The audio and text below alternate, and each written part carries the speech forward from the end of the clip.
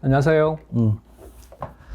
이번 강의는 실제 시험을 준비한다기보다 실제 시험을 준비하는 강의는 다음에 이루어지는 심화 강의인 제가 편집해서 만든 책 생물학 총론이라고 하는 책이 있습니다.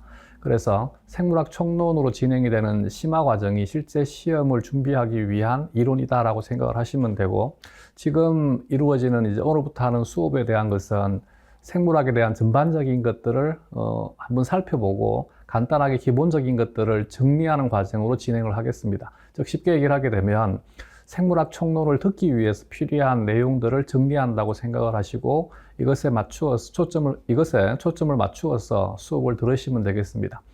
당부하고 싶은 것은 뭐냐 그러면, 그래서 이 강의 자체는 기본 강의이고 기초 강의인 것이기 때문에 시험 문제와 직결해 가지고 직접적으로 관련된다기보다 시험 문제를 준비하기 위한 강좌를 위한 강좌인 것이기 때문에 너무 시험 문제에 초점을 맞추어 가지고 시험 문제와 지금 하고 있는 강의에 대한 것을 서로 비교해 가면서 시험 문제에 직접 적용하려고 하기보다 생물학에 필요한 기본적인 개념들을 정리한다고 생각을 하는 것이 이 강의를 듣는 요령이다라고 얘기를 해드리고 싶습니다. 그렇기 때문에 되도록이면 수업 시간 내내 생물학적인 것에 대한 것을, 기본적인 것을 정리한다고 생각을 하고 단어를 외우는 것에 조금 더 초점을 맞추시고, 그리고 단어에 대한 정확한 뜻에 대한 것을, 정의에 대한 것을 정리한다고 생각을 하시고 수업을 들어주시면 되겠습니다. 특별하게 많은 오리엔테이션은 진행하지 않고 수업을 하는 과정에서 필요한 내용들은 그때그때 설명을 드리도록 하겠습니다. 먼저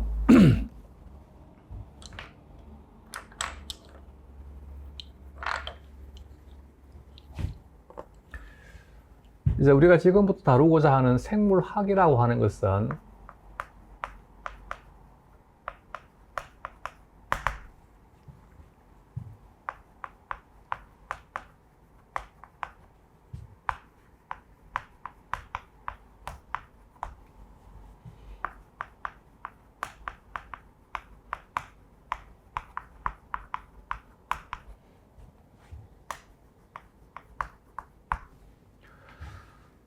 생물을 대상으로 생명 현상을 연구하는 것이 생물학입니다. 여기에서 이제 우리가 조심해야 되는 부분이 뭐냐 그러면, 우리는 생물학을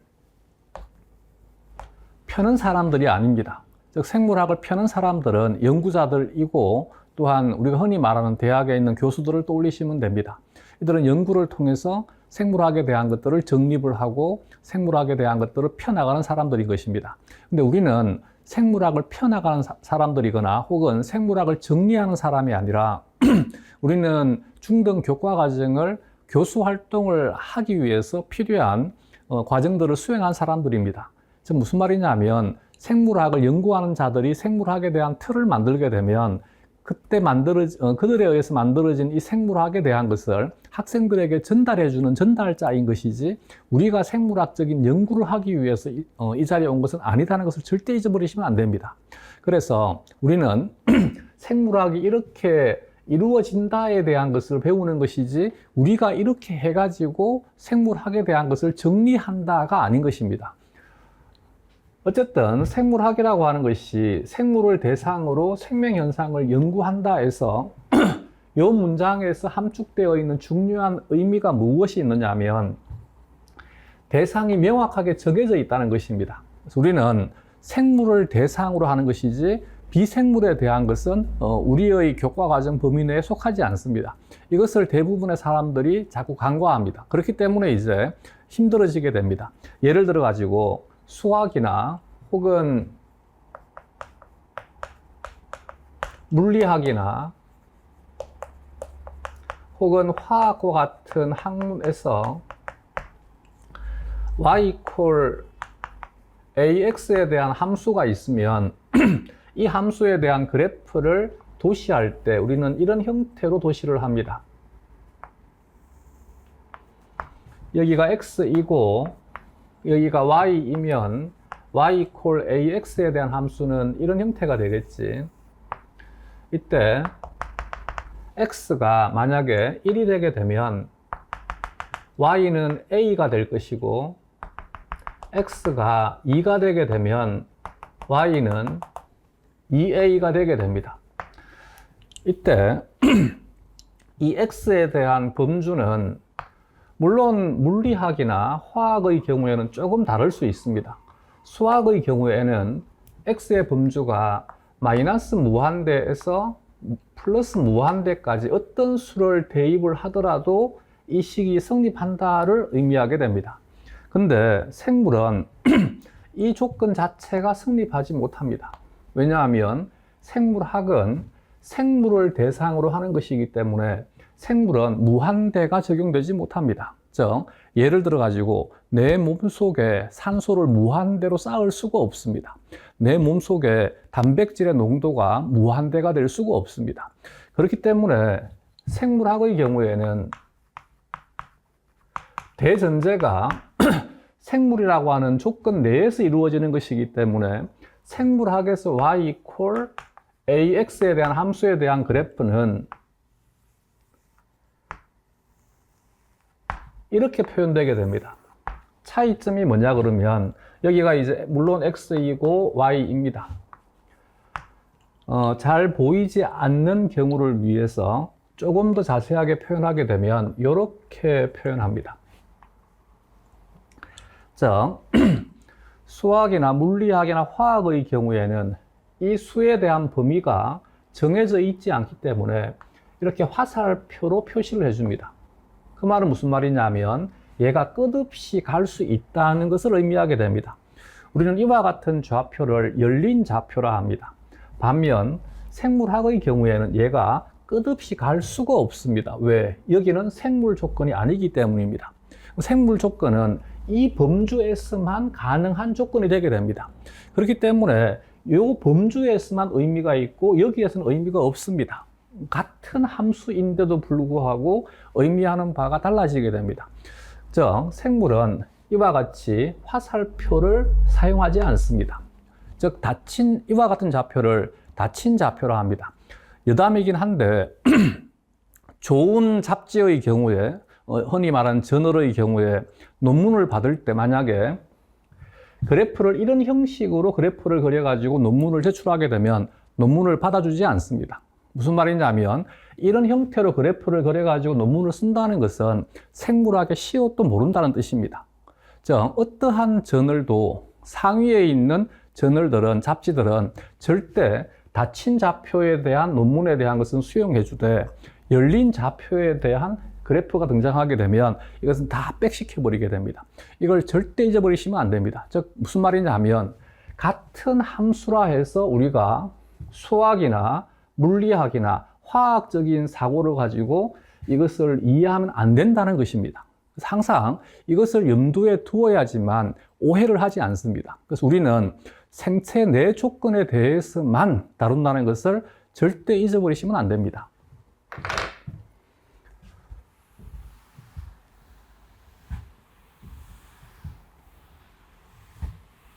이제 생물학이 생물을 대상으로 생명현상을 연구한다라고 하면 이 문장을 해석하기 위해서는 이 단어에 대한 정의를 알아야만 됩니다.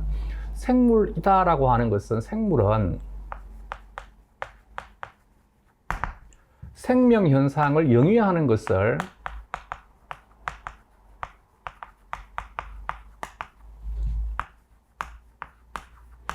생물이다라고 정의를 합니다.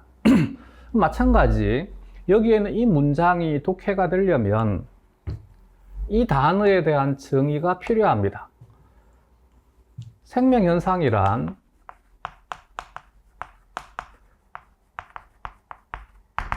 물론 사람마다 조금씩 다르게 정의를 합니다. 그렇기 때문에 생명현상에 대한 것을 이렇게만 정의해야 된다는 것은 아닙니다. 먼저 이제 우리가 어쨌든 이 캠벨이 저자로 있는 이 생명과학이라는 교재를 통해서 우리가 지금 기본반을 수행하는 것이기 때문에 이 책을 빌어서 설명을 한다라면 3페이지를 보시게 되면 이 캠벨이라고 한 사람은 생명현상에 대한 것을 어떻게 정리를 했냐면 먼저 규칙적인 정렬을 가지고 있다.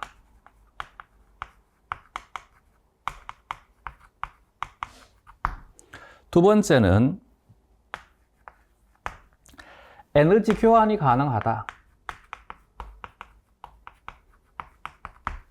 세 번째는 적응과 진화가 가능하다.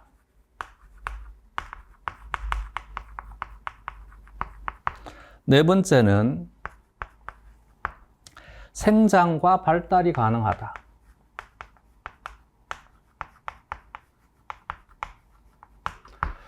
자, 여기에서 이 책을 읽을 때 조심해야 되는 부분 중에 하나가 바로 이 부분입니다. 책을 번역하는 사람이 사실은 번역 저자들이 대부분 다 교수님들로 이루어져 있습니다. 근데 나는 의문인 것이 이 교수님들이 진짜 실제로 모든 것들을 100% 번역했느냐에 대한 의문을 가지고 있습니다. 왜냐하면 이런 단어들을 보게 되면 이 사람들이 정말 실제 교수가 번역을 했을까라는 의문이 듭니다. 즉, 영어를 그대로 한글로 번역을 하다 보니까 단순하게 영어 사전에 나와 있는 국어학적인 단어로 그대로 번역을 했습니다. 즉, 무슨 말이냐면 우리는 실제 생물학에서 사용하고 있는 용어와 이 교재에 수록되어 있는 용어가 갭이 있다는 것을 인지하고 난 다음에 봐줘야만 됩니다.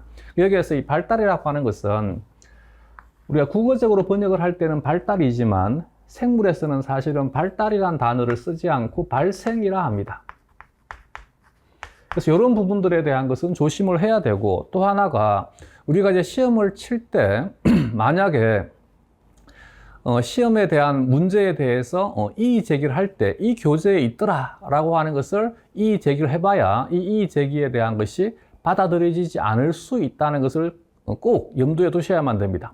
얘는 기본서이고 기본서이다 보니까 즉 생물학에 대한 일반 생물학 개론서인 것이기 때문에 사실 이론들에 대한 것이 고전적인 이론들도 많이 있고 실제 기각된 가설들도 수록되어 있고 즉 오개념들이 많이 들어있다는 얘기입니다. 그렇기 때문에 여기는 이 책을 너무 신봉하시면 안 됩니다.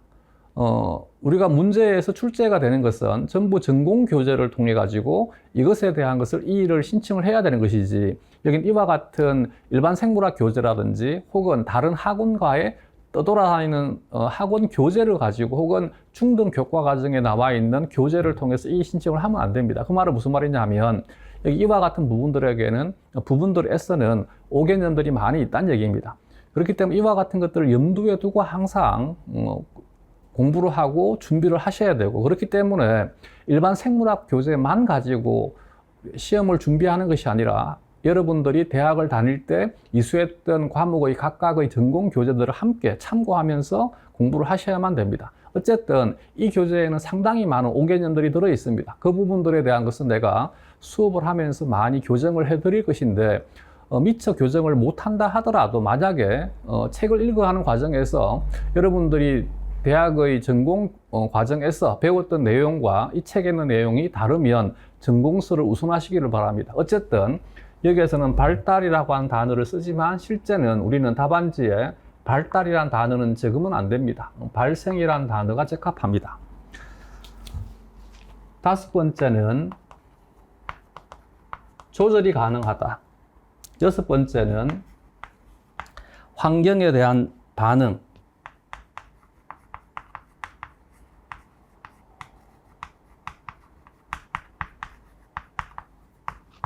일곱 번째는 생식이 가능하다라고 이제 정리를 했습니다. 근데 저는 이 교재에 정리가 되어 있는 이 체제보다는 지금 얘기하고 싶은 체제로 정리하는 것을 더 선호합니다. 생명현상은 똑같은 말입니다. 대신 이제 사용하는 글자만 다를 뿐입니다. 먼저 물질 대사를 수행할 수 있어야 됩니다. 두 번째는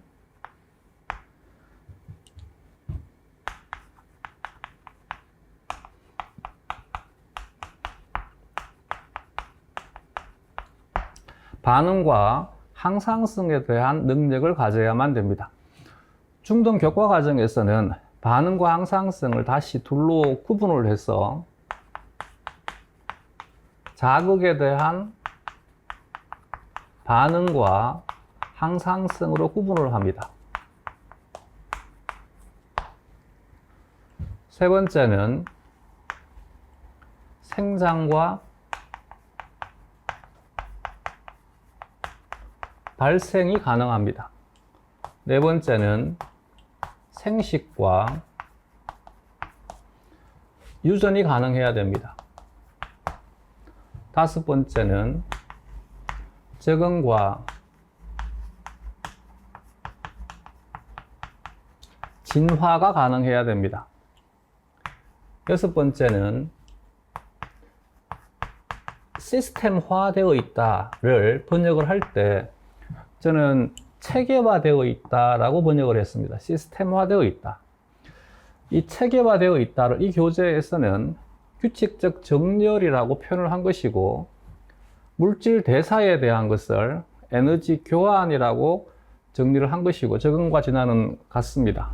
생장과 발달 대신에 나는 생장과 발생이라고 적었습니다.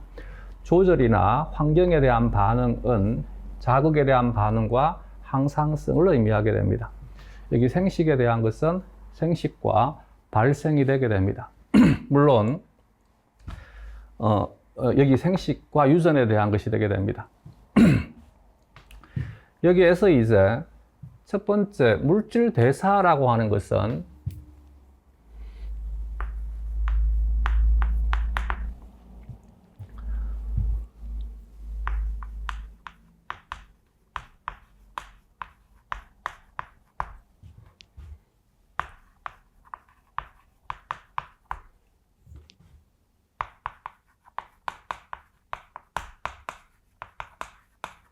흔히 생체 내에서 일어나는 화학 반응을 대사라고 정의를 합니다.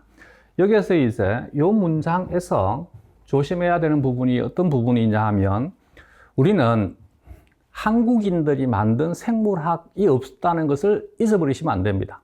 우리가 배우는 생물학은 영어권에 있는 사람들이 만든 생물학에 대한 내용을 그대로 이제 한글로 직역해서 한글의 음과 글자를 차용해서 빌어가지고 표현한 것을 우리는 배우는 것 뿐입니다. 그래서 이걸 이제 대부분의 학생들이 간과합니다. 즉, 우리가 보고 있는 교재가 전부 위대한 세종대왕께서 창제하신 한글로 표기되어 있으니까 한국어라고 착각을 합니다. 절대 한국어가 아닙니다. 즉, 아직까지 어느 누구도 생물학에 대한 것을 한국어로 기록되어 있는 생물학 책을 만든 사람이 없다는 것을 잊어버리시면 안 됩니다. 전부 영어로 되어 있는 생물학이나 혹은 일본어로 되어 있는 생물학 교재를 그대로 한글 글자를 빌어가지고 표기했는 것밖에 없습니다. 그렇기 때문에 여기에는 이 문장은 그냥 국어학적으로, 즉 한국어학적으로 절대 직역해서는 안 됩니다. 우리는 일본 놈들이나 혹은 양놈들이 사용하는 표현에 대한 것을 이해를 해줘야만 됩니다.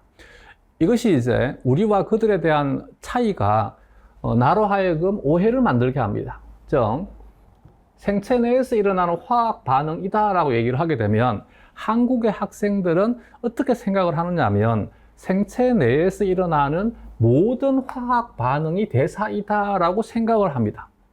이것은 이 문장에 대한 것을 한국어 학적인 의미로 독해를 한 것이지 원래 원저자의 생각을 반영을 해서 우리가 독해한 것이 아니라는 것을 잊어버리시면 안 됩니다. 즉 무슨 말이냐 하면, 우리는 술의 주 원료가 에탄올입니다. 에탄올은 상위의 개념이 알코올이라고 하는 개념이 있습니다. 알코올은 물론 뒤에서 수업을 할 것인데 이 OH라고 하는 작용기를 가지고 있는 모든 화학 분자를 통칭해서 알코올이라고 합니다. 이 알코올 중에 가장 대표적인 알코올이고 우리가 주로 이제 섭취하는 주된 알코올이 에탄올입니다. 이때 이제 양놈들은 내가 알코올을 마셨다라고 표현을 합니다. 근데 이때 내가 알코올을 마셨다라고 표현할 때 그 알코올은 모든 알코올이 아니라 에탄올을 의미하는 것입니다. 근데 한국 사람들은 내가 알코올을 마셨다라고 얘기를 하게 되면 어떻게 받아들이느냐 하면 이때 알코올을 마셨다에 대한 문장이 성립하는 것은 에탄올을 마신 것도 알코올을 마신 것이고, 메탄올을 마신 것도 알코올을 마신 것이고, 부탄올을 마신 것도 알코올을 마신 것이다라고 착각합니다. 우리는 양놈들의 습성에 맞추어 가지고 이해를 해 주셔야만 됩니다. 그래서 생물학 교재에서 알코올이라는 단어가 나오게 되면 이 알코올은 모든 알코올을 의미하는 것이 아니라 에탄올만을 지칭합니다. 예를 들어서 우리가 배웠던 대표적인 단어 중에 하나가 이런 단어가 있을 것입니다. 고등학교 교과과정에서도 배우는 것이지, 알코올 발효라고 하는 단어를 배웠습니다. 이때 이 알코올 발효는 모든 물론 이제 넓은 범주에서 알코올 발효는 모든 알코올이 만들어지는 과정이 다 알코올 발효에 속할 수는 있습니다. 그러나 우리가 고등학교 교과과정에서 배우는 알코올 발효라든지 혹은 이 책에서 배우는 알코올 발효는 무엇만을 의미하는 것이냐면 에탄올이 생성되는 과정에 대한 것만을 의미하는 것입니다. 이 부분을 조금 생각을 해 보셔야 됩니다. 그래서 이 책에서 얘기하는 알코올이라고 하는 것은 모든 알코올을 얘기하는 것이 아니라 에탄올을 의미하는 것입니다. 그래서 이것은 절대 잊어버리시면 안 됩니다. 알겠지? 물론 그와 같은 단어들에 대한 것은 계속해서 알려드릴 것입니다. 마찬가지 여긴 이 문장에서 얘기하는 생체 내에서 일어나는 화학 반응을 대사라 한다 해서 이때 이 화학 반응에 대한 화학적 의미는 뭐냐 그러면 화학 반응이란 화학 결합의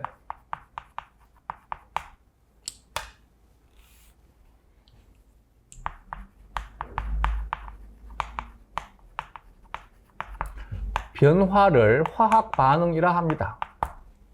이때 화학 결합이란 공유 결합, 이온 결합, 금속 결합, 배위 결합을 말합니다. 그래서 화학에서 말하는 화학 반응이란 이들 결합들의 변화가 일어나는 것을 화학 반응이라 정의를 합니다. 근데 여기에서 이 화학 반응은 여기에 적혀 있는 이 화학적 의미의 화학 반응과는 다른 단어입니다. 즉, 여기에서 말하는 화학 반응은 이들의 변화에 대한 것을 전부 의미하는 것이 아니라 이 화학 반응은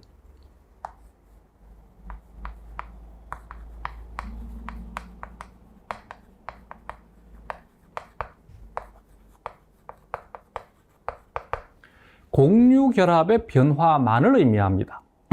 이걸 두고 왜요라고 하면 안 됩니다. 이건 양놈들이 그렇게 말하는 것이기 때문에 우리는 그들 영어권의 학자들이 어떻게 말하는지에 대한 것을 배우는 것이지 이걸 가지고 자꾸 국어학적으로 한국어학적으로 따지면 안 됩니다. 화학적으로 따지면 안 됩니다. 그래서 이건 우리는 그들이 어떤 형태로 말을 하고 그들이 어떤 형태로 문장을 작성하는지에 대한 것을 배우는 것이지 언어학적으로 여기다 대고 참이냐 거짓이냐 이걸 따지기 위해서 온 것이 아니라는 것을 절대 잊어버리시면 안 됩니다. 그래서 앞으로 이제 생물학에서 사용하는 대사라고 하는 것은 모든 생체 내에서 일어나는 모든 화학 반응을 의미하는 것이 아니라 생체 내에서 일어나는 공유 결합의 변화에 대한 것을 우리는 대사라고 한다는 것을 기억을 하시면 됩니다. 물론 여기도 마찬가지 이 공유 결합의 변화에 대한 것은 여러 가지 형태의 반응들이 있습니다. 이 또한 마찬가지 모든 공유 결합의 변화에 대한 것이 전부 대사로 취급이 되느냐? 아닙니다. 이 공유 결합에 대한 것도 주로 어떤 부분에 대한 것이냐면 이 단어에 대한 것은 뜻을 모르면 그냥 모르시면 됩니다. 알겠죠? 우리는 화학을 공부하는 것이 아니기 때문에 만약에 예전에 일반 화학을 배울 때 단어를 배웠던 것이 기억나면 다행이고 기억나지 않으면 그냥 저런 것도 있는가 보다라고 받아들이시면 됩니다. 이 공유 결합에 대한 변화는 특히 그 중에서 친핵성 반응에 대한 것만을 의미하게 됩니다. 그러면 다르게 표현하게 되면 대사라고 하는 것은 우리 몸에서 일어나는 친핵성 반응을 우리는 대사라고 하는 것입니다. 그래서 책을 읽을 때 항상 우리 교재에 나와 있는 이 단어가 어떤 의미를 가지느냐에 대한 것은 생물학적인 의미에 대한 것을 생각을 하셔야 되는 것이지, 화학적 의미가 뭐냐, 국어학적인 의미가 무엇이냐를 따지면 절대 안 됩니다. 알겠지?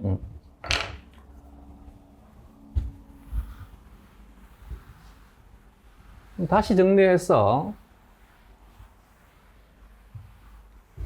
대사라고 하는 것은 생체 내에서 일어나는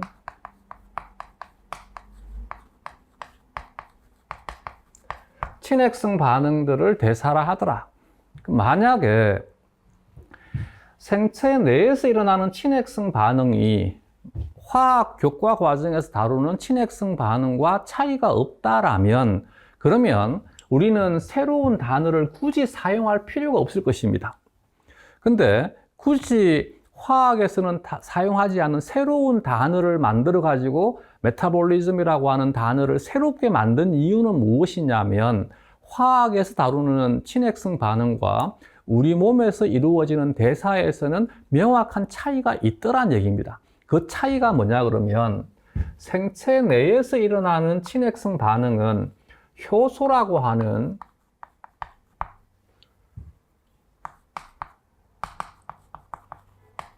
특이적인 분자가 관여하는 것이 화학과의 차이점입니다. 효소는 생체 촉매를 효소라 합니다. 물론 이제 화학에서는 촉매라고 하게 되면 정촉매도 있고 부촉매도 있습니다. 정촉매는 반응 속도를 빠르게 만들어주는 것이고, 부촉매는 반응 속도를 느리게 만들어주는 것입니다. 근데 우리 몸에서 작용하는 촉매는 전부 정촉매밖에 없습니다. 세상에 남자만 존재한다라면 남자라고 하는 단어는 필요가 없겠지. 여자가 존재하고 남자가 존재하니까 둘을 비교하기 위해서 하나는 여자라고 부르고 하나는 남자라고 부릅니다. 마찬가지 부촉매가 존재하니까 화학에서는 부촉매와 정촉매를 구분합니다. 근데 생물의 경우에는 부촉매는 이용하지 않습니다. 전부 정촉매만 이용을 하게 됩니다. 그렇기 때문에 생물학에서는 부촉매란 단어와 정촉매란 단어를 굳이 사용할 필요가 없습니다. 앞으로 우리 교재에서 등장하는 촉매라고 하는 것은 전부 정촉매만을 의미합니다. 그러면 효소가 관여할 때 이 효소가 생체 촉매를 효소라 한다 해서, 생체 촉매가 하는 기능은 뭐냐 그러면 반응 속도를 빠르게 만들어주는 것입니다. 이 표현은 반응 속도를 빠르게 만들어준다를 글자를 다 적으려니까 좀 글자가 길기도 하고 판서하기가 힘드니까 내가 이렇게 표기한 것입니다. 반응 속도를 증가시킨다. 반응 속도를 빠르게 만들어준다. 얼마만큼 빠르게 만들어주느냐 하면 대략 10의 9승배만큼 빠르게 만들어줍니다. 여기에서 이제 우리가 훈련해야 되는 것이 뭐냐 그러면 1이라고 하는 숫자와 10의 9승이라고 하는 숫자는 비교되지 않을 만큼 큰 차이가 있습니다. 10의 9승에 대해서 1은 의미 없는 숫자일 수 있습니다. 예를 들어서 이런 상황인 것이지, 내가 현재 주머니에 100원이 들어 있습니다. 근데 친구인 철수가 나에게 와가지고 얘기를 합니다. 치우가, 나 차를 사고 싶어. 근데 내가 사고 싶은 차가 1억이야. 내가 차를 사고 싶은데 이 차를 사기 위한 돈이 너에게 있냐라고 물어봅니다. 그러면 나는 돈이 있다라고 해야 될까, 없다라고 해야 될까? 없다라고 해야 되겠지, 그지? 여기다 두고, 너 100원 있지 않냐? 그럼 말이 안 되지 않나?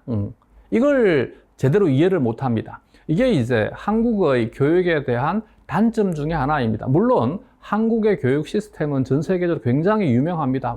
굉장히 뛰어나고 장점들이 굉장히 많다는 것이 이미 이제 다른 나라들도 인정을 해줍니다. 대신 장점이 많다는 것과 단점이 없다라고 하는 것은 다른 문장입니다. 한국의 교육 시스템이 많은 단점들도 가지고 있습니다. 바로 이와 같은 부분들입니다. 즉, 한국의 중등 교과 과정에서 이루어지는 교육 시스템은 오로지 수능만을 위해 가지고 이루어지는 것들이 대부분입니다. 이게 가장 큰 단점 중에 하나가 되게 됩니다. 그러다 보니까 조금 전에 이제 내가 했던 말을 가지고 얘기를 하게 되면 치우가 나 1억짜리 차를 사고 싶은데 그 차를 사기 위한 돈을 너에게 빌리고 싶어. 너 돈 있어? 라고 했었을 때 한국의 학생들은 뭐만 생각하느냐? 너 돈이 있냐라고만 생각합니다. 근데 철수의 의도는 돈이 있느냐가 아니라 차를 살 만큼의 돈을 너가 가지고 있느냐를 묻고 있는 것입니다. 대부분의 학생들이 이 부분에 대한 것을 잘 이해를 못합니다. 아, 네가 100원 가지고 있지 않냐? 100원 가지고 차를 못 삽니다. 1억이 필요한데. 무슨 말인지 이해가 돼? 그 말은 여기에서 10의 9승배만큼 빠른 반응 속도가 의미가 있다라면 1에 대한 속도는 의미가 없습니다. 그래서 우리는 10의 9승에 대한 것은 있다라고 표현하게 되면 1에 대한 것은 없다라고 표현을 해줘야만 됩니다. 근데 이것은 궁극적으로 한국 사람들이 이렇게 표현한다가 아닙니다. 이 양놈들이 이렇게 표현합니다. 그래서 앞으로 우리 교재에서 반응이 일어나지 않는다라고 하는 것은 전무하다는 뜻이 아닙니다. 의미 없을 만큼 속도란 얘기입니다. 즉, 의미 없을 만큼 속도가 너무나 느리다는 의미인 것이지 반응이 아예 일어나지 않는다는 것을 의미하는 것이 아닙니다. 이 부분에 대한 것을 꼭 기억을 해 두셔야만 됩니다. 이 정도는 이해할 수 있겠지, 그지? 그래서 이것이 이제 생체 내의 대사에 대한 특징입니다. 그러면 결국 대사가 수행되느냐, 수행되지 않느냐라고 하는 것은 효소가 있느냐, 없느냐가 이것을 결정하게 된다는 것을 알 수 있습니다. 그래서 앞으로 이제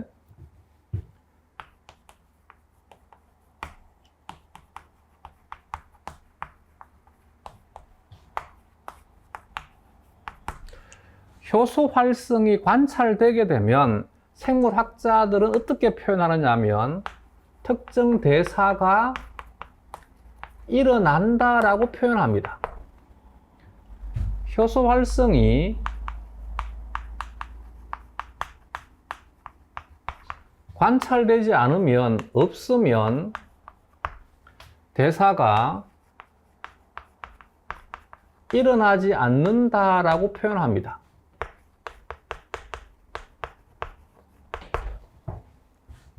그래서 앞으로 이제 문장을 읽을 때 대사에 대한 표현, 예를 들게 되면 대사는 우리가 많은 대사에 대한 것들을 고등학교 때도 배웁니다. 예를 들어서 세포호흡이라든지 혹은 TCA 회로라든지, 요즘은 TCA 회로보다는 시트르산 회로라고 하는 것이지, 광합성의 명반응이라든지 혹은 암반응이라든지 여러 가지 질소 동화라든지 황동화라든지 이와 같은 것들이 대사에 대한 개념들입니다. 이 대사가 일어난다라고 하는 것은 대사에 관여하는 효소 활성이 있다는 것을 의미하게 됩니다.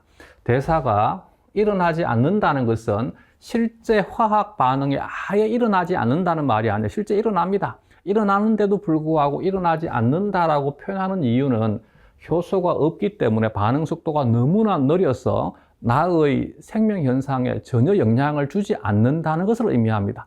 이 부분에 대한 것은 꼭 기억을 해 두셔야만 됩니다. 대신 어떤 화학 반응에 대해서 우리 몸에 효소가 존재할 경우에는 효소가 있느냐 없느냐에 대한 차이가 명확합니다. 근데 어떠한 생물체 내에도 효소가 없는 반응이다라면 그러면 효소의 유무에 대한 것은 무의미해지게 됩니다. 예를 들어 가지고 이건 나중에 뒤에 가면서 계속 공부를 할 것이기 때문에 지금 내가 얘기하고 있는 것이 잘 들리지 않으면 아, 저런 것도 있는가 보다라고 생각을 하시면 됩니다. 우리가 포도당이라고 하는 물질이 있어요. 이 포도당은 선형의 형태로 존재할 수도 있고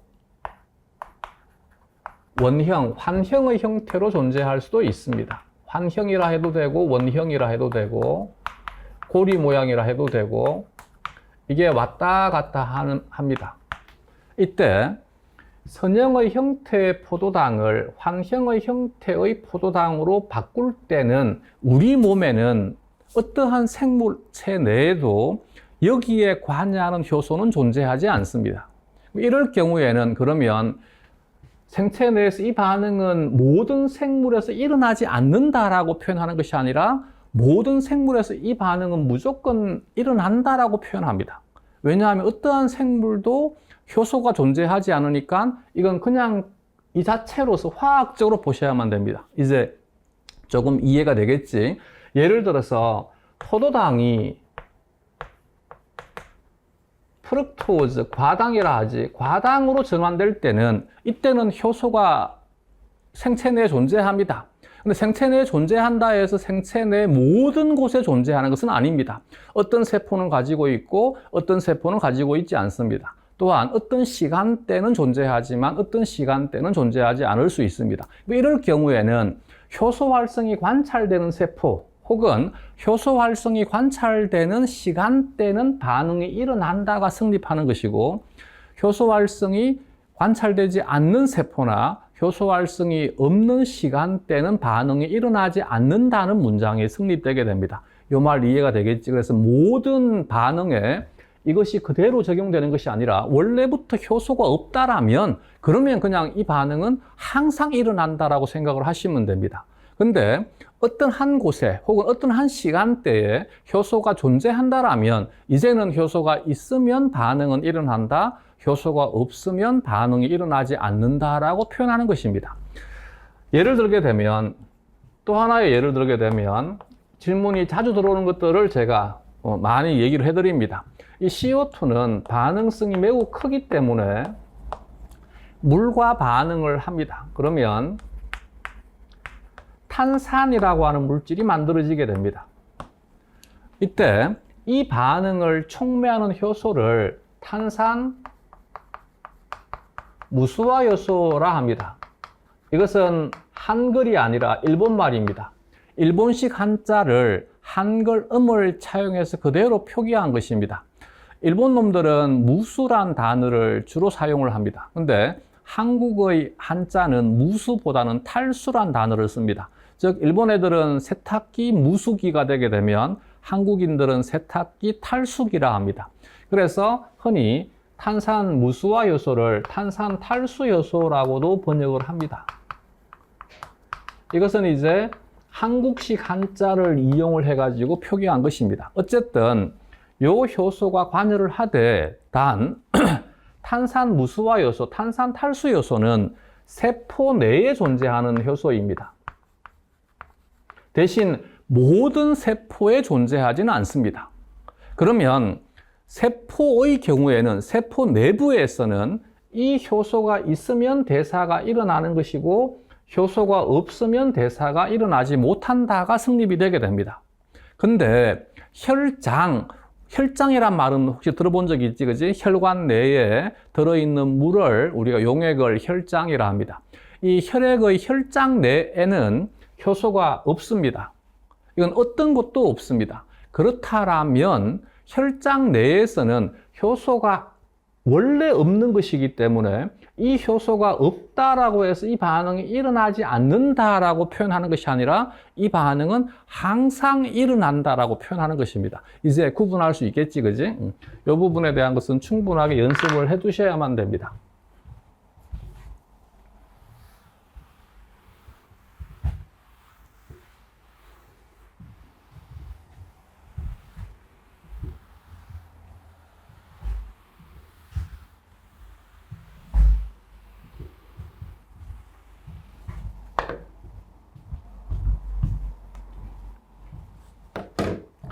자, 앞으로 내가 수업하는 과정에서 많은 화학적인 부분들에 대한 것을 인용을 해서 수업을 할 것입니다. 만약에 선생님들이 이전에 배웠던 화학적인 지식에 대한 것이 잊혀져 버렸거나 혹은 미처 배우지 못했다라면 화학을 너무 깊이 공부하려고 절대 노력할 필요 없습니다. 우리는 그 시간 자체가 너무나 아까운 시간입니다. 우리는 생물학을 준비하려고 이 자리에 온 것이지 화학을 준비하려고 이 자리에 온 것이 아니기 때문입니다. 그래서 화학적인 부분들은 그냥 그런가 보다라고 생각을 하시고 그냥 그대로 받아들이시면 됩니다. 알겠지? 효소는 조금 전에 반응 속도를 빠르게 만들어준다 했습니다. 근데 효소는 화학 평형은 바꾸지 못합니다.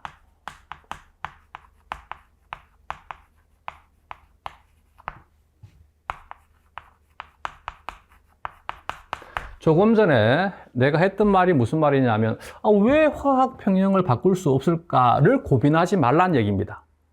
이 고민은 화학을 준비하는 놈들이 해야 되는 일인 것이지 우리가 해야 될 일이 아닙니다. 우리는 그냥 그런가 보다 받아들이시면 됩니다.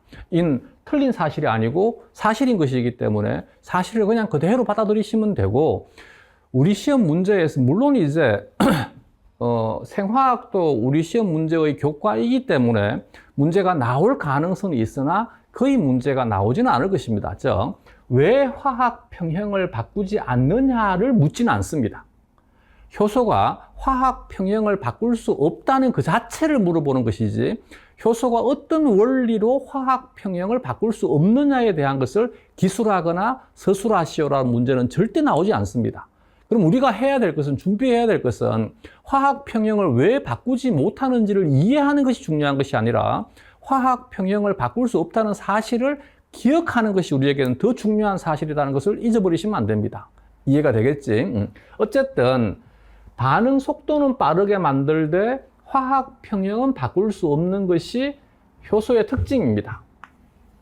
예를 들어서 그러면 이게 이제 어떤 의미를 가지느냐 하면, A라고 하는 물질이 B라고 하는 물질로 전환되거나 B라고 하는 물질이 A라고 하는 물질로 전환되는 반응이 있습니다. 이때 비커에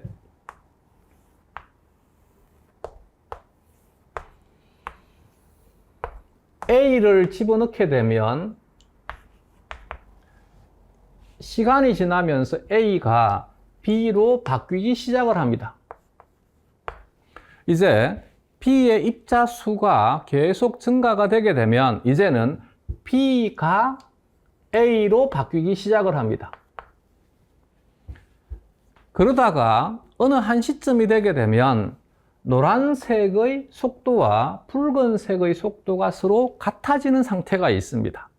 그러면 노란색의 속도와 붉은색의 속도가 같아지게 되면 이 용액 내에 A의 입자수와 B의 입자수는 항상 고정된 상태로 유지가 되게 됩니다.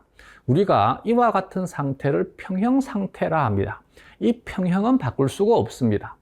그러면 자, 여기서 이제 내가 하고 싶은 얘기가 뭐냐 그러면, 이와 같은 비커에서 일어나는 이 반응은 저급한 화학에서 다루는 것이고, 이런 것을 우리는 클로즈드 시스템이라 합니다. 닫힌 시스템이라 합니다. 근데 생물은 닫힌 시스템이 아니라 오픈 시스템입니다. 무슨 말이냐 하면, 자, 여기에 A라고 하는 입자가 들어 있습니다. 이제 시간이 지나게 되면 A가 B로 바뀝니다.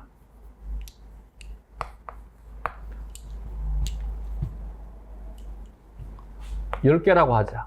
10개의 A가 있었다. A가 B로 바뀌게 된다. 그럼 A가 6개이고 B가 4개가 있습니다. 시간이 더 지나게 되면 A가 5개가 있고 B가 5개가 있다고 가정을 합시다. 이 상태가 평형이다라고 가정합시다. 왜요 하면 안 되고, 이 물질에 대한 평형은 다 고유한 값을 가지기 때문에 왜 평형이 5개예요 라고는 하면 안 됩니다. 이 상태를 평형이다라고 가정하자. 자, 이 상태, 평형 상태가 돼버리게 되면 더 이상 A는 B로 전환되지 못합니다. 왜냐하면 A가 B로 바뀌는 속도와 B가 A로 바뀌는 속도가 같은 상태가 되기 때문입니다. 자, 그러면 여기서 이제 어떤 문제가 생기느냐 하면, 살아있다라고 하는 것은 A가 B로 바뀌는 것을 살아있다라고 표현했단 말이야. 근데 이 상태가 되게 되면 더 이상 A가 B로 바뀔 수 없으니까 살아있지 않은 상태가 되어버리게 됩니다. 여기서 이제 논리적인 모순이 생기게 되는 거지. 요 말이 이해가 되나? A가 B로 계속 바뀌려면 평형 상태가 되면 A가 B로 바뀌는 반응은 더 이상 일어날 수 없는 상태가 되어버리게 됩니다. 그러면 이 상태는 살아있는 상태가 아닌 것이지. 이게 화학과의 차이점입니다. 화학은 그래서 평형을 지향하는 과목이면 생물은 평형 상태가 되면 더 이상 생물이 아닐 수밖에 없습니다. 그래서 우리는 흔히 이런 말을 합니다. 내가 죽으면 자연으로 돌아간다라고 표현합니다. 죽어버리게 되면 그 말은 평형 상태가 된다는 의미를 말하게 됩니다. 즉 우리 몸에서는 절대 평형은 이루어질 수 없습니다. 평형이 된다는 말은 나는 이미 죽었다를 의미하게 됩니다. 그래서 화학에서 배웠던 화학적인 지식이나 화학적인 상식을 가지고 절대 생물을 이해하려고 하시면 안 됩니다. 화학은 생물을 이해하기 위한 수단에 불과한 것이고 도구에 불과한 것이지 우리는 화학을 공부하는 것이 아닙니다.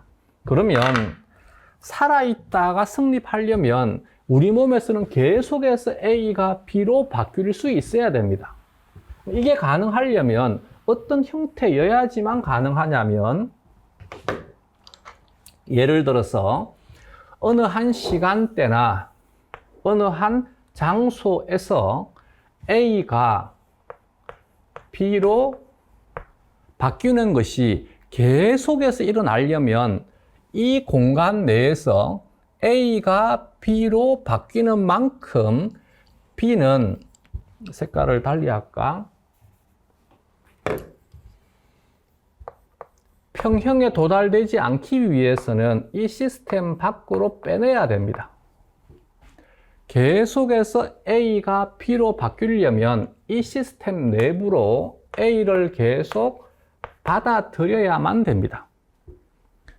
근데 이 반응이 만약에 이 세상 모든 곳에서 이렇게만 진행이 된다면 이 지구 전체가 언젠가는 A는 고갈되게 될 것이고 B만 존재하는 상태가 되므로 A가 B로 바뀔 수가 없는 상태가 되게 됩니다. 그렇기 때문에 이것이 계속 일어나려면 또 다른 생물의 공간에서 B가 A로 바뀌어야만 됩니다. 이 또한 마찬가지 이 세포 내에서 B가 A로 계속 바뀌기 위해서는 B가 계속해서 유입되어야만 되고 A가 계속해서 유출되어야만 됩니다. 이 A가 여기에 공급이 되어야만 됩니다. 그래서 우리 몸에서 대사가 계속 수행되기 위해서는 이와 같은 시스템화되어 있는 체제가 필요합니다. 이게 생물이 갖춰야 되는 조건이고 이것을 흔히 우리는 무엇이라고 부르느냐면 턴오버라 합니다. 대사 회전이라 합니다. 생물에서 기능적으로 가장 중요한 단어가 바로 대사회전입니다. 즉 살아있다가 성립하려면 이와 같이 원이 가능해야만 됩니다. 그래야지만 생물은 살아있다가 성립이 되게 됩니다. 근데 우리는 우리의 존재를 완전체라고 표현하지 않고 불완전한 존재라고 표현을 합니다. 즉 완전체라고 하는 것은 예를 들게 되면 예수님이 하신 말씀이 나는 알파요 오메가다라고 한 것이지 알파는 첫을 의미하게 되는 것이고 오메가는 끝을 의미하게 됩니다. 나는 처음이자 마지막이다 하는 말은 처음과 마지막이 같다는 것은 원을 의미하게 됩니다. 원. 이게 완전체 신이란 뜻입니다. 근데 우리는 신의 끝없이 수렴하는 존재이지 신은 될 수 없습니다. 왜 신이 될 수 없냐면 우리는 시간이라고 하는 특이적인 제약을 받고 있기 때문입니다. 즉 앞에 이게 이제 신이다라면 신은 이 상태를 옆에서 보면 하나의 선입니다. 옆에서 보게 되면 하나의 선이 되게 됩니다. 이게 이제 신입니다.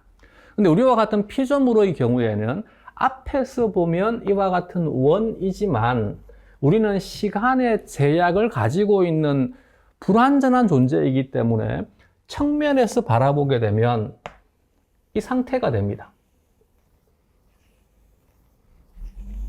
용수철입니다. 그렇기 때문에 우리는 처음도 존재하고 처음과 다른 끝이 존재합니다.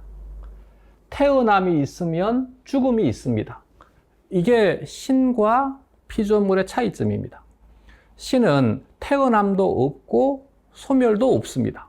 근데 피조물은 태어남과 소멸 과정을 거치는 것이 생물입니다. 피조물입니다. 이게 이제 차이점입니다. 그렇기 때문에 이와 같은 이 완전체에서는 여기에서 시작을 해서 돌아오게 되면 정확히 이 자리에 도달되게 됩니다. 정확히 이 자리에 도달되게 됩니다. 그래서 신은 미래도 갈 수 있고 과거도 갈 수 있습니다. 근데 우리는 여기 이 자리에서 출발을 해가지고 한 바퀴 순환되게 되면 여기에서 출발했는데 여기에 와버립니다. 위상점은 똑같이 Y축 좌표는 똑같은 자리이지만 시간대가 달라져 버리게 됩니다. 이게 이제 피조물의 특징이 되게 됩니다. 그 말은 무슨 말이냐면 이와 같은 대사회전을 통해 가지고 우리는 살아가지만 이 과정이 영원히 계속 지속될 수는 없다는 뜻입니다. 만약에 이 과정이 에너지의 유실 없이 계속해서 영원히 지속될 수 있다면 우리는 신이 된다는 얘기입니다. 근데 그게 되지 못하는 것이 특징이 되게 됩니다. 그렇기 때문에 이것은 이론적으로 이렇게 순환되는 것이지 이 순환이 계속해서 누수 없이 일어난다는 것을 의미하는 것은 아닙니다.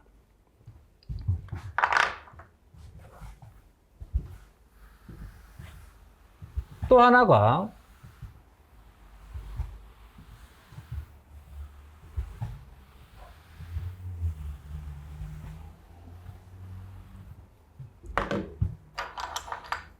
예를 들어서 A라고 하는 물질을 B로 바꾸어 주게 되면 그러면 B는 A로 바뀔 수 있어야지만 우리는 살아있다가 성립할 수 있습니다. 그렇기 때문에 예를 들어 가지고 어떤 효소가 A를 B로 바꾸어 주면 B를 A로 바꾸어주는 효소가 존재해야지만 생물은 살아있다가 가능해지게 됩니다. 예를 들어서 포도당이라고 하는 물질이 이것은 고등학교 때도 배우는 것이지 포도당 6인산으로 바뀝니다. 여기에 관여하는 효소를 헥소카이네이스라 합니다.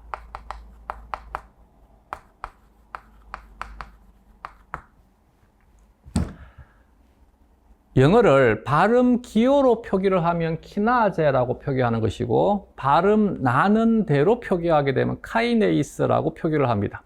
예전에 우리가 배울 때는 고등학교 과정에서 키나제라고 표기한 것이 지금 7차 교육 과정에서는 카이네이스라고 표기를 합니다. 키나제라고 해도 되고 카이네이스라고 해도 됩니다. 어쨌든 헥소카이네이스가 포도당을 포도당 6인산으로 전환시킵니다. 만약에 교재에 이와 같은 문장이 등장하게 되면 그러면 나는 살아있기 위해서는 포도당 6인산을 다시 포도당으로 바꿀 수 있는 효소도 있다가 성립해야만 됩니다.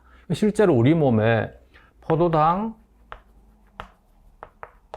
6인산을 포도당으로 바꾸어주는 효소도 존재합니다. 그래서 여기에 있는 요 문장만 서술되어 있다라고 하더라도 우리는 어떤 다른 장소나 혹은 다른 시간대에는 이것에 대한 반대의 반응에 대해서 관여하는 효소, 예를 들게 되면 이것을 G6P아제라 합니다. 이와 같은 효소가 있다는 것을 기억을 해 두시면 됩니다. 마찬가지 논리로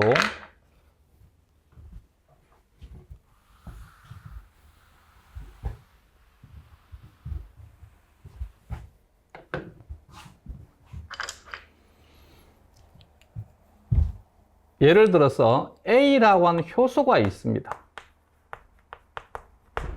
이 A라고 하는 효소가 특정 시간대에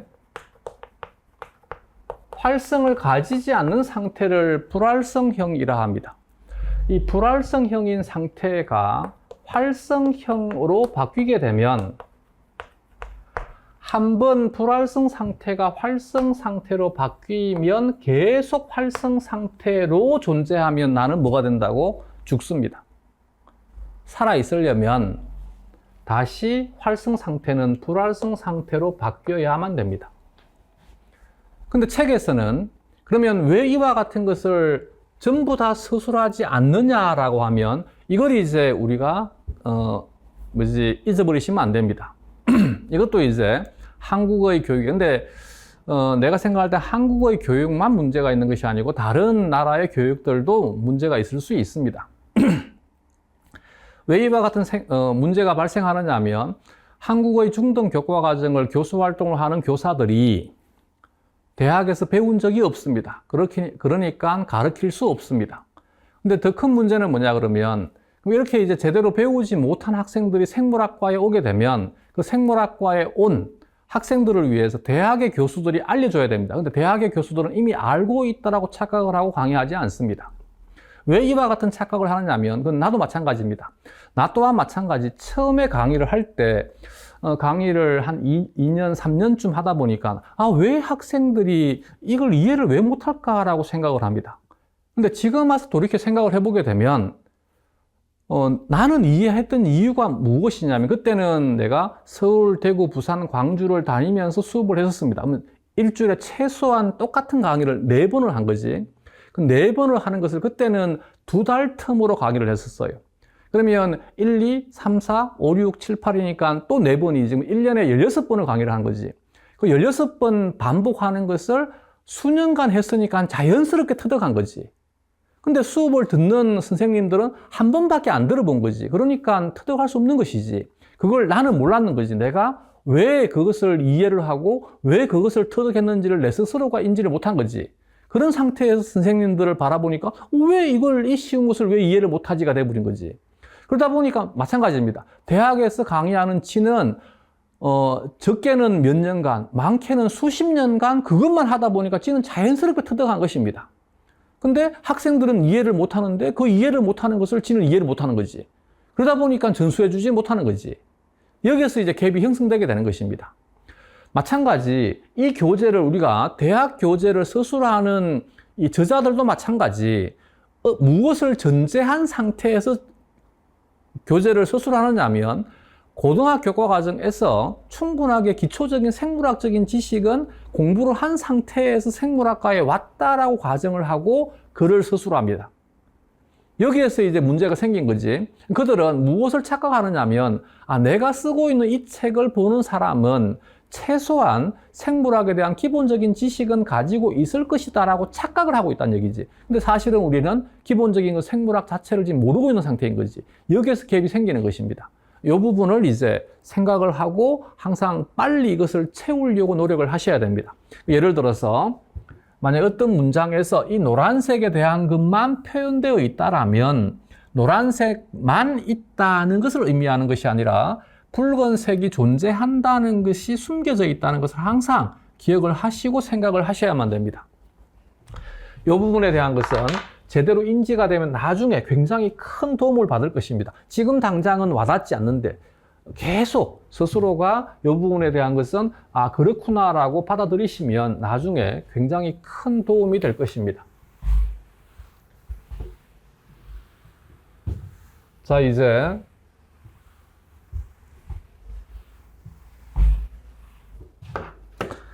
대사에 대한 것은 어느 정도는 이해가 되겠지. 이것이 이제 대사이면 우리가 중등 교과 과정도 마찬가지고 대학 교과 과정도 마찬가지고 물질 대사라고 하게 되면 제일 먼저 떠올리는 단어가 소화, 순환, 호흡, 배설입니다. 생물은 동물도 있고 식물도 있고 곰팡이도 있습니다. 그 중에서 이제 오늘은 주된 것은 동물을 중심으로 설명을 할 것입니다. 동물과 식물이 정확히 같은 존재라면 동물이란 단어와 식물이란 단어로 두 생물을 구분할 필요가 없을 것입니다. 근데 동물이란 단어와 식물이란 단어로 구분을 한다는 말은 동물의 체제와 식물의 체제가 다르기 때문입니다. 그러므로 오늘 내가 설명하는 내용들이 동물을 대부분을 주제로 다루어서 설명을 하는 것이기 때문에 동물에 국한해서 생각을 해야만 되는 것이지 이것을 다른 식물이라든지 곰팡이에다가 적용하는 것은 절대 하면 안 됩니다. 삼가하시기 바랍니다. 알겠지? 어쨌든 동물에서 소화, 순환, 호흡, 배설을 우리가 물질 대사 영역에서 다룹니다. 근데 실제로 소화와 순환, 호흡, 배설에 대한 것은 이것은 대사가 아닙니다. 이들은 우리 몸에서 대사가 일어날 수 있도록 대사가 수행될 수 있도록 도와주는 생명 현상인 것이지 이 자체가 대사는 아닙니다. 대사는 생체 내에서 일어나는 화학 반응을 대사라는 것이고 생체 내에서 화학 반응인 대사가 정상적으로 수행되기 위해서는 이와 같은 생명 현상이 필요하더라는 것입니다. 즉, 동물의 경우에는 외부의 공간이 내부로 함몰되어 있는 장소를 가지고 있습니다.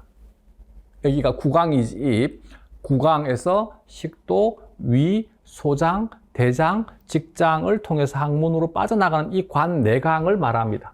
이와 같은 관내강을 소화강 혹은 소화관이라 합니다. 외부에 존재하는 물질이 큰 입자 상태이면 이 큰 입자 상태를 나는 얘를 진정한 내 몸 내부로 받아들일 수 없습니다. 그래서 우리는 어떤 과정을 거치느냐 하면 이것을 구강을 통해 가지고 소화관 내부로 집어넣습니다. 소화관 내부에서 이 물질은 우리 몸에 흡수될 수 있는 형태로 분해가 되게 됩니다. 이렇게 외부의 물질을 내 몸으로 흡수될 수 있는 형태로 분해하는 과정을 소화 과정이라 합니다. 이 소화 과정에 관여하는 효소를 소화 효소라고 부릅니다. 즉, 몸에서 여기에 관여하는 소화 효소들을 분비해 가지고 소화관에서 이들을 분해를 시킵니다. 분해가 된 것들을 내 몸 내부로 받아들입니다. 이제 이렇게 받아들인 이 입자가 이 받아들인 장소에서만 대사가 일어나는 것이 아니라 실제 대사는 여기와 떨어져 있는 다른 장소에서 이 물질은 다른 물질로 전환되게 됩니다. 이때 다른 물질로 전환될 때 내 몸에 필요한 물질도 만들어지는데 내 몸에 필요 없는 물질도 만들어집니다. 이것을 화학에서는 주산물, 부산물이란 단어를 씁니다. 근데 생물에서는 부산물이란 단어보다는 노폐물이란 단어를 더 선호합니다. 그래서 대사 부산물이라 하기도 하는데 이거보다 대사 노폐물이란 단어를 사용을 합니다. 자, 그러면 외부로부터 물질을 받아들이는 과정을 이 과정 전체를 소화라고 하게 되면 이곳에서 대사가 수행되는 것이 아니라 이곳에서 대사가 수행되는 것이니까 대사가 수행되는 장소로 이것을 옮겨주는 과정이 필요합니다. 이것을 우리는 순환이라 합니다. 또 하나는 여기에 대사 노폐물이 생성이 되게 되면 이 대사 노폐물은 동물의 경우에, 식물은 아닙니다. 동물의 경우에는 얘를 몸 밖으로 빼내는 과정이 있습니다. 대사 노폐물을 체외로 방출시키는 과정이 있습니다. 우리는 이것을 배설이라 합니다. 그러면 여기에서 생성된 대사 노폐물이 배설되는 장소와 다른 장소에서 일어납니다. 그러면 얘를 배설이 일어날 수 있는 장소로 또한 옮겨주는 과정이 필요합니다. 이것도 순환이 되게 됩니다. 그러면 소화와 배설이라고 하는 것은 생물체와 환경과의 상호작용입니다. 이 환경과의 상호작용이 수행되는 곳으로 진정한 내 생체 내의 세포들과의 관계를 연결시켜주는 통로 역할을 해주는 것이 바로 순환이라고 하는 것이 하는 기능이 되게 됩니다. 또 하나는 대사라고 하는 것이 생체 내에서 일어나는 화학 반응이면 이 대사에 대한 진정한 분류에 대한 것은 우리가 고등학교 때 뭐라고 배웠냐면 동화작용과 이화작용을 배웠습니다. 이게 이제 대사에 대한 진정한 개념입니다. 동화라고 하는 것은 보다 간단한 분자가 보다 복잡한 분자로 전환되는 과정으로서 이것도 화학적으로 이해가 안 되면 그냥 이해하지 않고 외우시면 됩니다.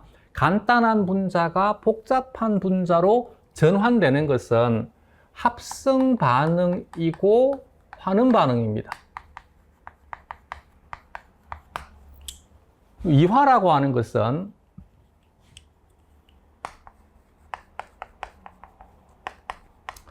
보다 복잡한 분자가 보다 간단한 분자로 전환되는 대사를 이화라 하게 되면 얘는 분해 반응이고 산화 반응입니다. 이화에서 생성된 간단한 분자가 동화에 사용되는 것이고 동화에서 생성된 복잡한 분자가 이화에 사용되게 됩니다. 그래서 전체 지구상에서 물질들에 대한 변화 과정을 보게 되면 동화와 이화를 통해서 계속 돌고 도는 것입니다. 이게 이제 생물의 전체 순환에 대한 개념입니다. 대사 회전에 대한 개념입니다. 이 산화에 대해서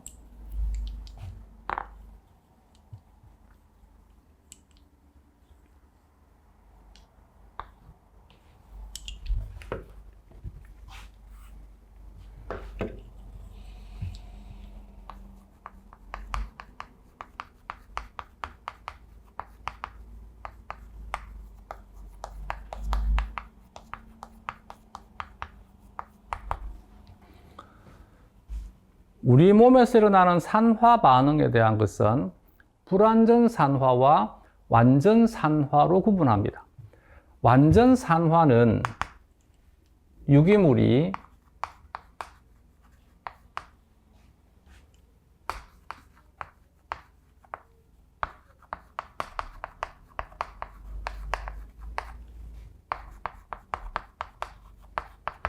CO2로 완전하게 산화되는 과정을 완전 산화라 합니다. 이 과정은 유기물이라고 하는 것은 나중에 다시 설명할 기회가 있을 것입니다. 탄소와 수소로 구성되는 화합물을 유기물이라 합니다. 탄화, 수소, 화합물을 우리가 유기물이라 합니다. 이 탄소가 완전하게 산화가 되게 되면 CO2가 되게 됩니다. 그래서 모든 탄소가 전부 CO2가 되는 것을 완전 산화라 합니다. 모든 탄소가 전부 CO2가 되는 것이니까 최종 생성물은 CO2만 생성되는 것이 완전 산화입니다. 근데 불완전 산화는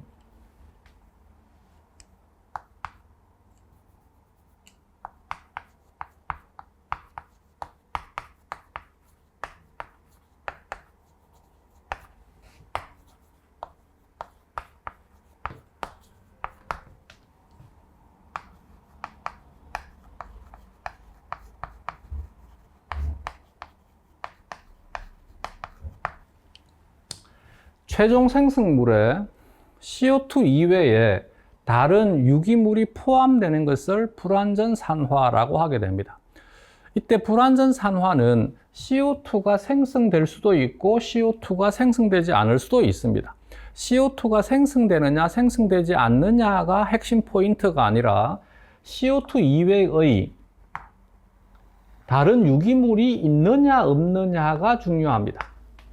CO2 이외에 다른 유기물이 최종 생성물로 남아있으면 불완전 산화가 되는 것이고, 최종 생성물에 CO2 이외에 유기물이 존재하지 않으면 이것은 완전 산화가 되는 것입니다. 구분할 수 있겠지.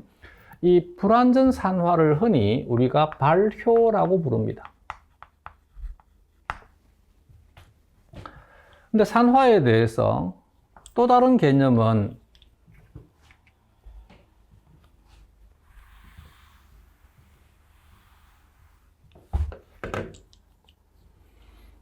일본 말을 한글음으로 표기하게 되면 유기호흡이라 합니다. 이때 유기라고 하는 것은 기는 기체의 기인데 모든 기체를 의미하는 것이 아니라 산소를 의미합니다. 그래서 우리말로 번역을 할 때는 유산소 호흡이라고 번역을 합니다.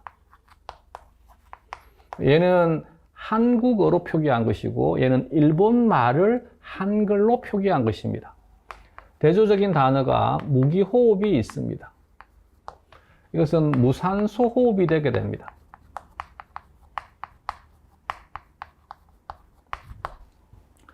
유기호흡은 산소를 이용하는 산화를 유기호흡이라 합니다. 무산소호흡, 무기호흡은 산소를 산화제로 이용하지 않는 것을 무기호흡이라 합니다. 우리는 유산소 호흡을 하는 존재이기 때문에 여기에서 대사가 수행되기 위해서는 산소가 필요합니다. 산소가 사용이 되어 가지고 유기물이 산화가 되게 되면 CO2가 생성되게 됩니다. 그러면 내 몸에서 대사가 정상적으로 수행되기 위해서는 계속해서 산소가 공급되어야만 되고 생성되는 CO2는 계속해서 밖으로 빼내야만 됩니다. 이게 이제 여기에서 예를 들어서 일어나게 됩니다. 산소를 받아들이고 CO2를 내보냅니다. 이것을 이제 우리가 흔히 외호흡 과정이라 합니다. 산소를 받아들이고 CO2를 내보내는 과정이 이곳에서 수행이 되게 되면 실제로 산소가 사용되고 CO2가 생성되는 장소는 여기가 되게 됩니다. 그러므로 여기와 여기를 또한 연결할 수 있는 시스템이 필요합니다. 이 또한 마찬가지 순환계가 되게 됩니다. 따라서 외부와의 상호작용에 관여하는 생명현상이 소화, 호흡, 배설이 되게 되면 외계와 접하는 이와 같은 기관계를 진정한 내 몸의 체내와 연결시켜주는 것이 순환계가 되게 됩니다. 그러면 이제 우리가 고등학교 과정에서 물질 대사에서 소화, 순환, 호흡, 배설을 배우는 것의 의의를 이해할 수 있겠지, 그지? 생물 1 과정에서는 이 소화, 순환, 호흡, 배설을 중심으로 배우고 이게 대사가 아니라 대사를 위해서 필요한 우리 몸의 생명 현상인 것입니다. 이제 생물 2로 가게 되면 진정한 대사를 배우게 됩니다. 진정한 대사는 동화와 이화 혹은 완전 산화, 불완전 산화, 유기호흡, 무기호흡과 같은 단어들이 진정한 대사에 대한 단어가 되게 됩니다. 근데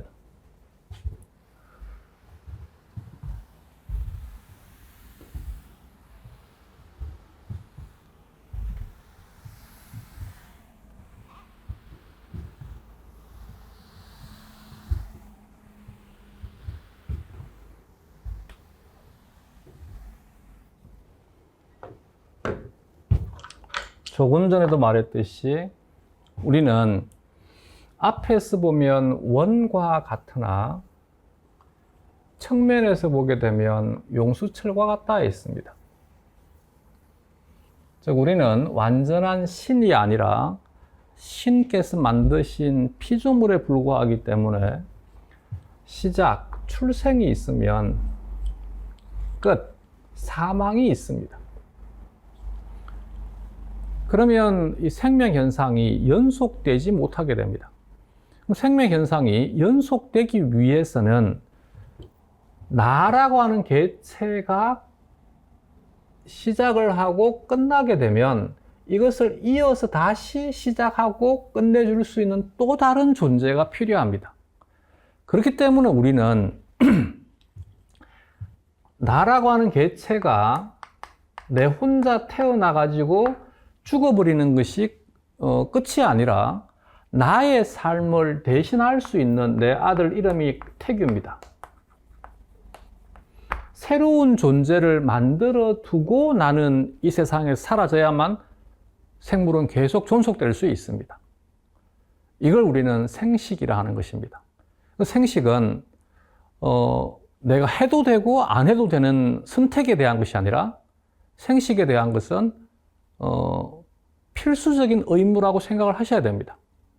왜? 그래야지만 인류는 계속 존속될 수 있기 때문입니다.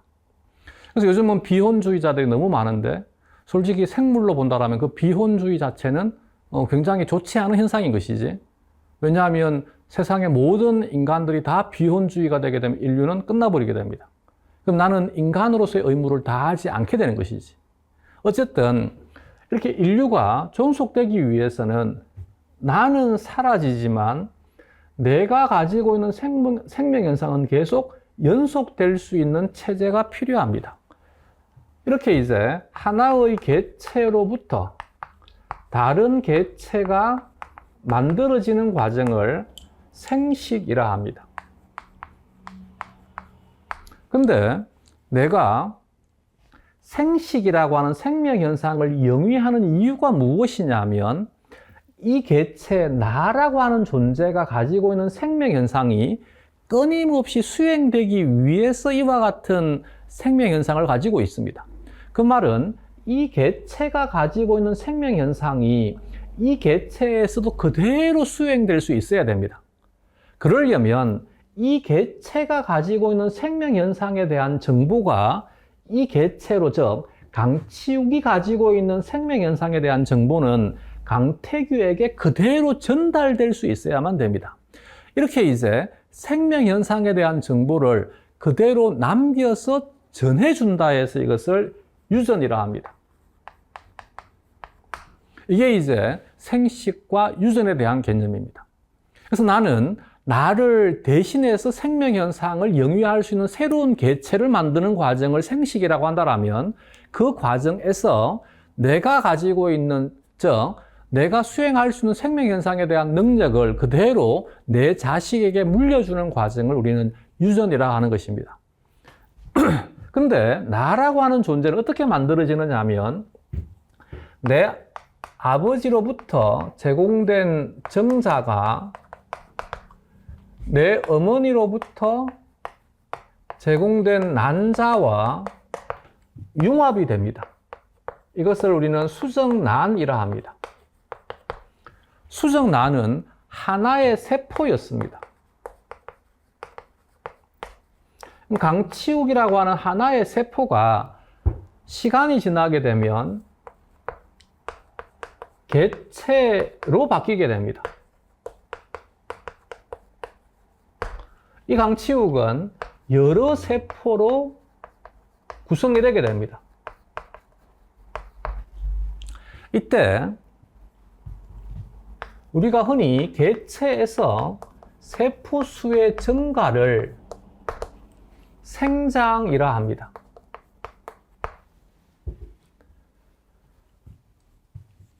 세포의 생물에서 구조는 형태라 합니다. 세포의 형태죠. 생물에서 기능은 생리라 합니다. 생리죠. 변화를 우리는 분화라 합니다. 생장과 분화를 통해서 하나의 세포가 개체로 전환되는 과정을 우리는 발생이라 합니다. 이게 생장과 발생에 대한 개념입니다. 그래서 발생은 간단하게 표현하게 되면 분화를 수반하는 생장을 발생이라 합니다. 이게 이제 생장과 발생에 대한 개념이고 생식과 유전에 대한 개념이 됩니다. 반응과 항상성부터는 좀 끊었다가 합시다. 좀 쉬었다 하자.